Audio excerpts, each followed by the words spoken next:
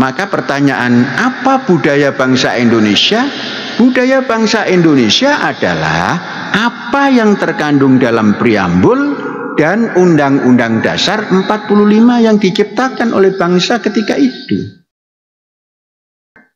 Tapi kalau budaya Indonesia dibawa kepada Majapahit, Gajah Mada, kemudian kesultanan-kesultanan yang lain, ini sulit. Budaya bangsa Indonesia adalah kerakyatan yang dipimpin oleh hikmat kebijaksanaan dalam permusyawaratan perwakilan. Yang budayanya seperti tadi, punya landasan yang kuat seperti tadi, terus berani berbuat sendiri untuk kepentingan pertahanan sendiri, ini dahsyat. Ingatlah diri kita, ku anfusakum wa ahlikum naron. Hindarkan keluarga kita, diri kita dari api persengketaan, api pertikaian, api permusuhan.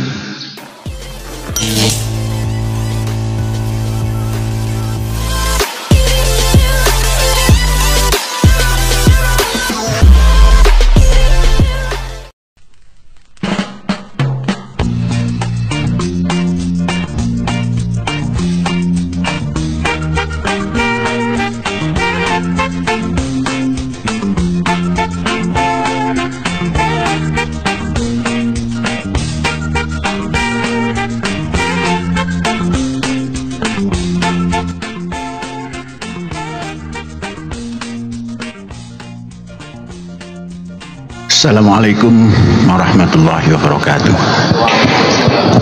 Saudara sekalian, alhamdulillah kita sudah dapat mengikuti acara yang kita selenggarakan, yang kali ini narasumber dari Amerika Serikat, seperti yang saudara ikuti tadi. Saudara-saudara, mudah-mudahan masih nyambung dengan apa yang dikuliahkan tadi.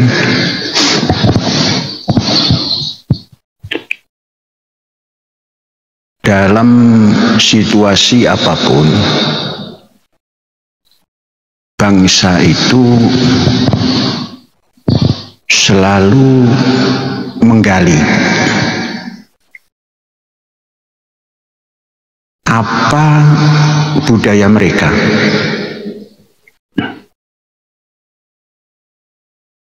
Sebab dalam kehidupan itu intinya adalah budaya,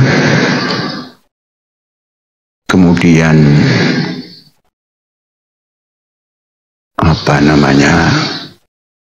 kegiatan ekonomi,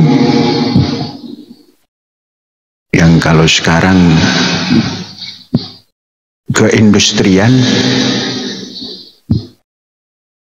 kemudian keamanan.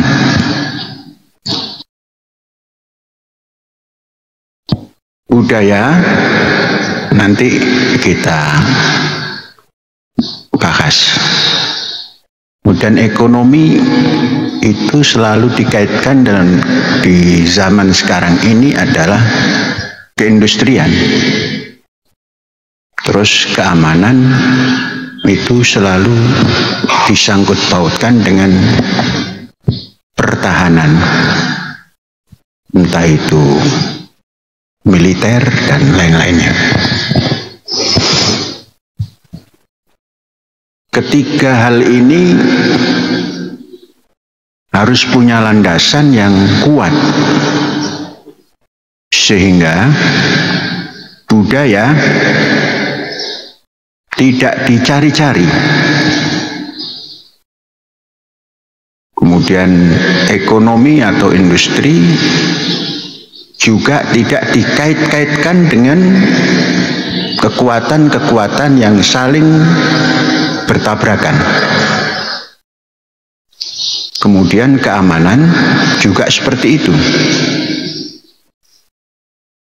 Karena keamanan itu menyangkut pertahanan, pertahanan itu menyangkut kemiliteran, kemiliteran itu menyangkut persenjataan yang dimiliki. Maka bila tidak dilandasi dengan kekuatan budaya yang tinggi, maka nanti akan terjadi hal yang bisa mengundang sesuatu. Saudara-saudara, mari kita telisik budaya. Zaman sekarang, di mana generasi kita ini, generasi bangsa ini, hampir di atas 50%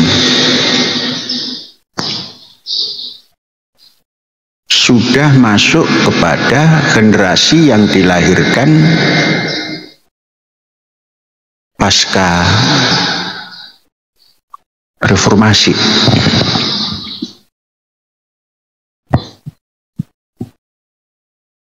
Maka mereka kehidupannya sudah sangat beda dengan generasi yang dilahirkan sebelum reformasi. Cara berpikir beda, cara berbuat beda, cara mengambil kesimpulan yang pun beda. Karena mereka memiliki satu senjata yang luar biasa, yaitu penguasaan sains dan teknologi, khususnya teknologi yang gampang ditempuh, yakni IT. Maka tatkala mereka ini sebagai bangsa harus diajak kepada apa budaya bangsa itu. Saudara-saudara, tadi dalam pembicaraan berdialog dengan profesor tadi, saya menyanyi 17 Agustus tahun 45. Itulah hari kemerdekaan kita, hari merdeka nusa dan bangsa, hari lahirnya bangsa Indonesia. Jadi bangsa Indonesia lahir tahun 1945. Siapa yang melahirkan?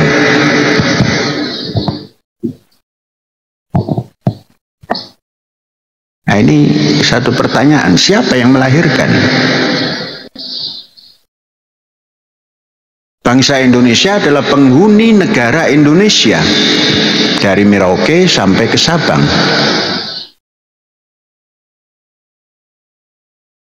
Artinya yang dimerdekakan oleh bangsa Indonesia sehingga menjadi bangsa besar ini adalah Merauke sampai ke Sabang. Siapa yang membuat kedaulatan dari Merauke sampai ke Sabang? Barulah kita bisa mengatakan penjajah. Karena kita ingin merdeka dari situ, dari penjajah, dari Sabang sampai Merauke.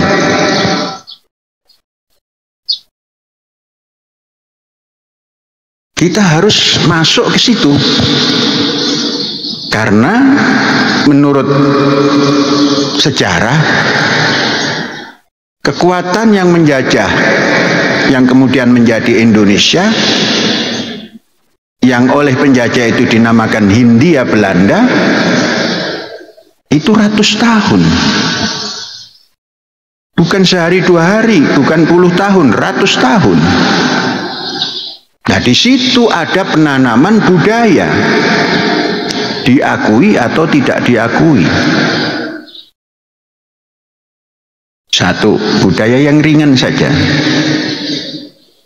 Saudara-saudara, kaum muslim pasca merdeka itu bangga kalau pakai jas, pakai songkok, pakai sarung. Dari mana itu jas? Sebab apa? Jas yang dimiliki oleh sultan-sultan bukan jas yang seperti dipakai oleh muslim Jawa ketika itu. Jas yang cingkrang. Jas yang disobek belakangnya, yang tidak enak dipandang. Maka muslim Jawa pakai jas, pakai sarung, karena ketika itu sarung adalah identitas sebagai seorang yang beragama Islam. Kemudian sabuk, entah yang kecil entah yang besar. Tidak pernah ada muslim pakai jas, pakai sarung, tidak pakai sabuk. Maka orang Betawi sabuknya sabuk yang warna hijau yang besar 5 cm. Orang Madura juga begitu. Orang Gresik juga begitu. Kemudian songkok. Itu budaya sedikit kecil kan. Pengaruh dari mana itu? Bukan dari Mataram yang memiliki kerajaan.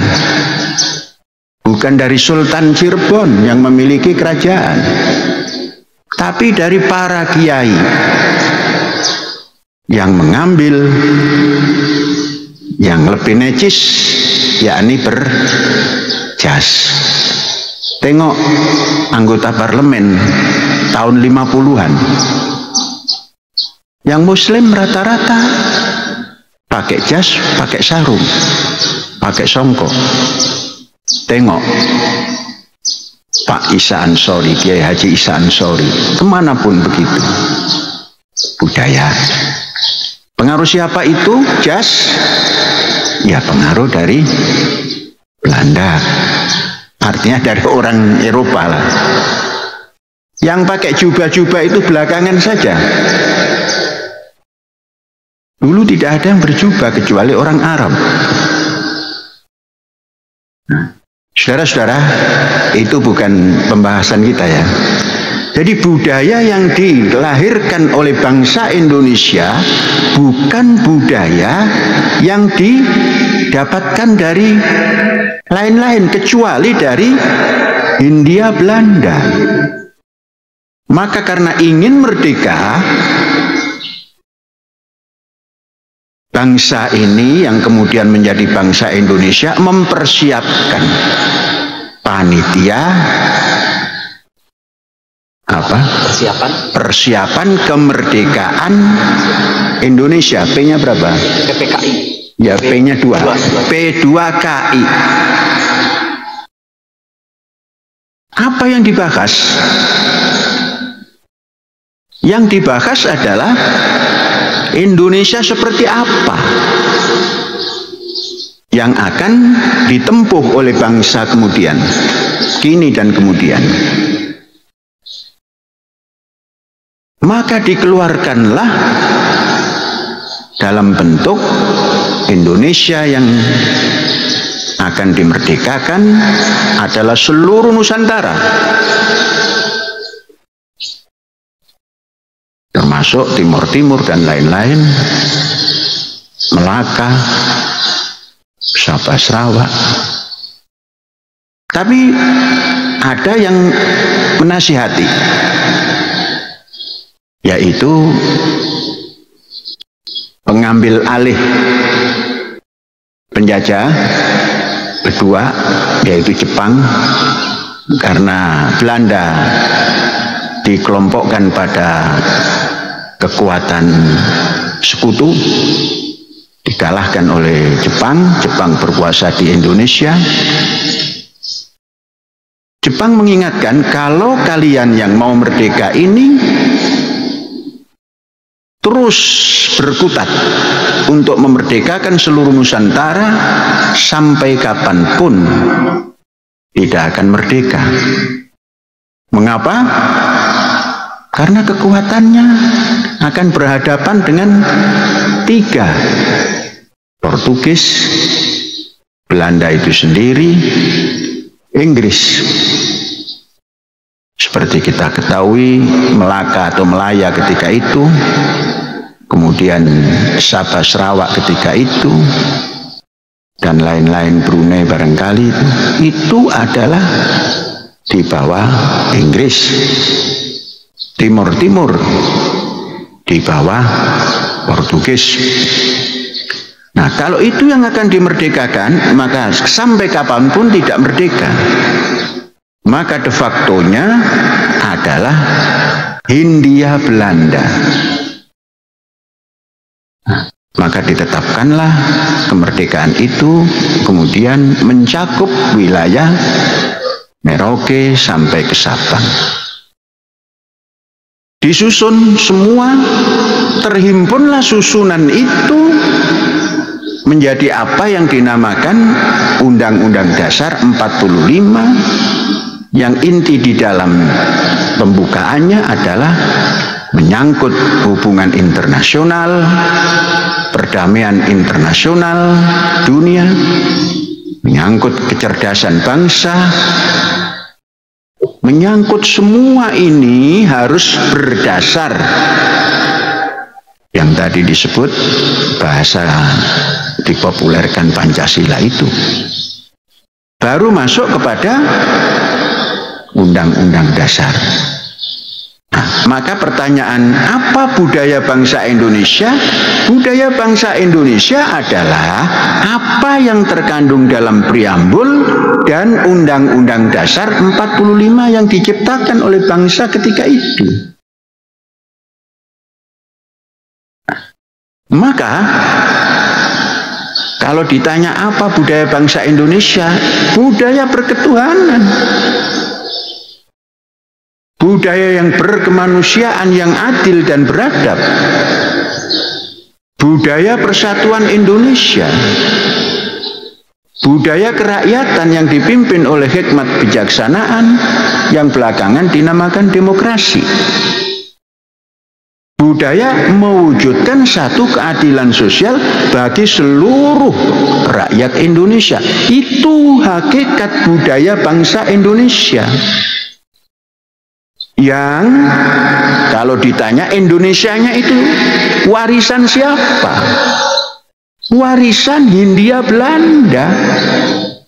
Karena Hindia Belanda dari sejak datang, dari VOC sampai pemerintahan Belanda, sampai kemudian menuntaskan penguasaan Hindia Belanda 1904 dengan terkuasainya Aceh, barulah Hindia Belanda ini dibangun. Sebelumnya belum sempat membangun Hindia Belanda, belum sempat dibangun Hindia Belanda. Dibangunlah Hindia Belanda sejak 1905. Saudara-saudara, jadi menerjemahkan budaya Indonesia, kalau seperti itu akan ketemu. Oleh generasi sekarang akan ketemu. Tapi kalau budaya Indonesia dibawa kepada Majapahit, Gajah Mada, kemudian kesultanan-kesultanan yang lain, ini sulit. Bagaimana? Pernahkah Majapahit itu mendeklar bahwa kekuasaan Majapahit adalah dari Sabang atau Merauke sampai ke Sabang? Pernahkah kesultanan itu menguasai dari Merauke sampai ke Sabang? Maka kalau dikatakan hadiah itu juga tidak. Itulah yang dijajah dan itulah yang dimerdekakan. Bukan merdeka dari Majapahit, bukan merdeka dari kesultanan-kesultanan. Merdeka daripada Hindia Belanda yang di dalamnya mungkin masih ada kesultanan-kesultanan. Jadi budaya bangsa Indonesia menelusurinya. Mari kita jabarkan budaya itu seperti yang tadi. itu budaya. Kemudian ekonomi. Ekonomi mestinya berlandaskan kepada budaya. Mesti berlandas pada budaya. Maka ekonomi Indonesia yang sekarang industrialisasi Indonesia ini mesti berlandaskan pada budaya Indonesia. Nah, ekonomi masuk juga politik. Politik semestinya juga berdasar pada budaya Indonesia. Apa menjadi mundur kalau politik berbudaya Indonesia? Tidak berbudaya Amerika Serikat. Amerika Serikat punya budayanya. China punya budayanya. Eropa punya budayanya. India punya budayanya. Indonesia mestinya punya budayanya seperti yang terkandung di dalam Undang-Undang Dasar 1945 itu. Apakah itu anti demokrasi? Tidak. Demokrasi itu sekedar istilah dan tidak segala-galanya.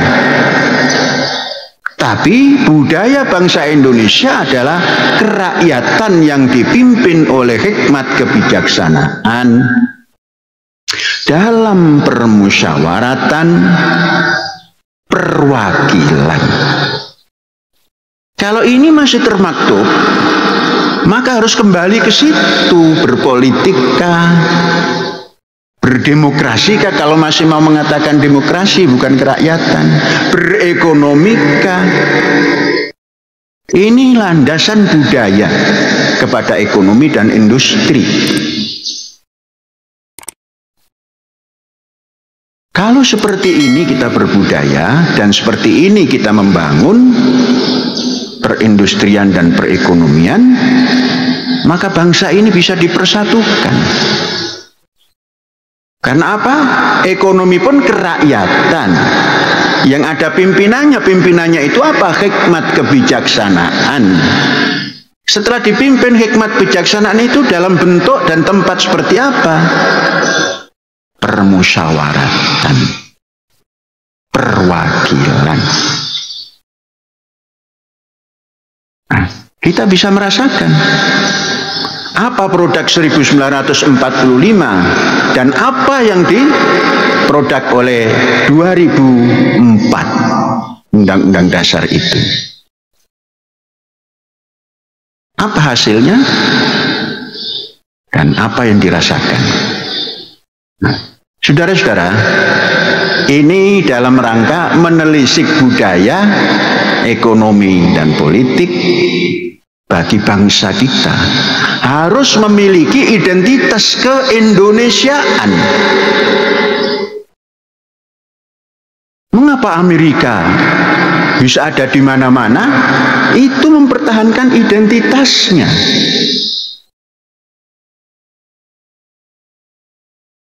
Mengapa sampai menggabungkan kekuatan untuk ngeruyuk satu kekuatan? Itu untuk mempertahankan identitasnya.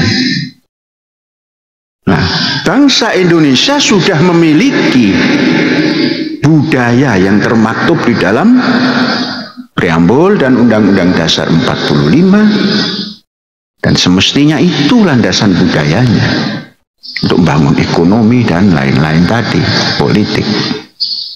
Ada satu lagi, keamanan.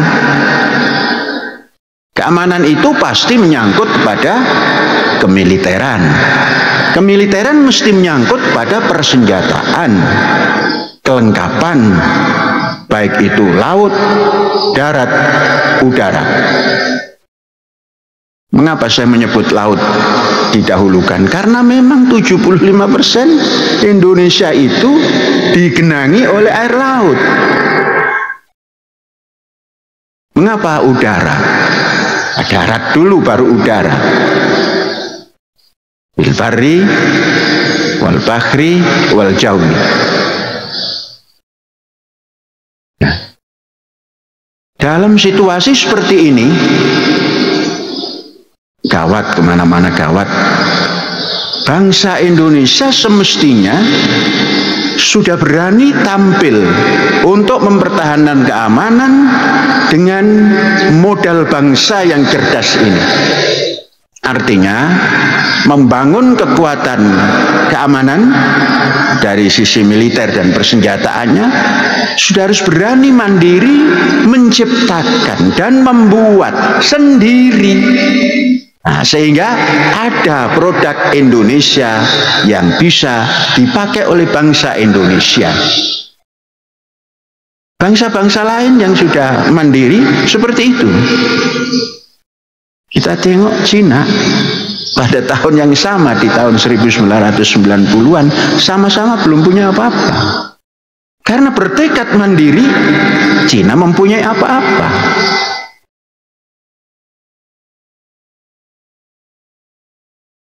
Eropa khususnya, Amerika Serikat khususnya, itu menciptakan Eropa supaya bisa seperti Amerika.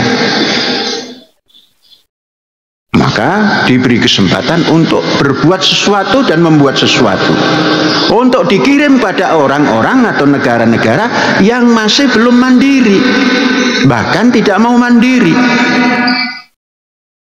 Saudara-saudara, dalam logika saja, kalau kita membeli untuk mempertahankan diri dari orang lain itu tahu rahasia apa yang dipegang oleh negara yang membeli tadi. Jadi tatkala mau menggunakan untuk dibidikkan pada arah kawan yang membuat senjata tadi, maka rahasia yang tersimpan ditutup dan alat pertahanan itu menjadi tidak berfungsi.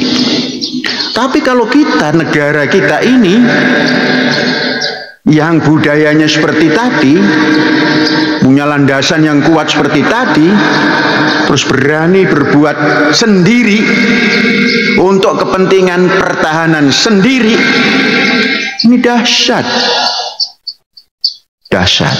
Maka kekuatan dunia itu nanti, katakan ada Amerika dan konco-konconya, ada Cina dan sahabat-sahabatnya, ada di tengah-tengah ada Indonesia yang besar ini dengan kekuatannya.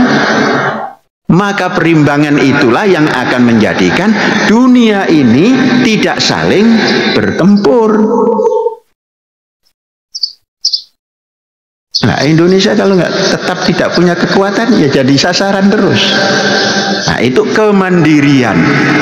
Kembalikan semua itu pada budaya bangsa yang diciptakan pada 1945 dan dirintis bulan-bulan sebelumnya.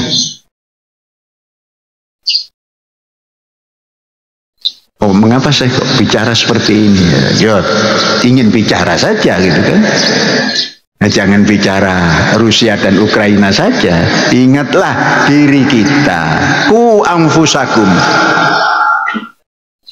wa ahlikum naron. Hindarkan keluarga kita, diri kita dari api persengketaan, api pertikaian, api permusuhan. Kanan kiri sudah terjadi. Kembalilah pada budaya bangsa. Jangan lengah. Dasar negara kita yang 5 itu, yang dijadikan dasar itu, itulah budaya. Budaya yang menurut kita itu spesifik Indonesia dan universal. Nah, saudara-saudara, ini saja sebagai imbuhan daripada profesor tadi. Kalau tadi saya juga memberikan imbuhan tentang Cheng Ho, begitu sulitnya menetapkan agama Cheng Ho, maka kita jujur saja. Kita jujur saja. Cheng Ho bukan tipe orang yang murtad dari keagamaannya. Cheng Ho bukan gampang meninggalkan agamanya untuk masuk ke agama lain. Cheng Ho tidak pernah menjelek-jelekkan agamanya dan tidak pernah menjelek-jelekkan agama lain. Itulah toleransinya. Maka tatkala saudara-saudara mendengar orang yang mengoceh tentang apa saja, jawabannya adalah diamkan. Anjing tetap menggonggong, karapan tetap berjalan. Kalau perlu anjing itu dipelihara supaya tetap menggonggong di samping kafilah yang berjalan dengan tenang dan pasti ke depan. Hadza wallahu yar'ana wa yafadhuna walhamdulillahirabbil alamin. Merdeka.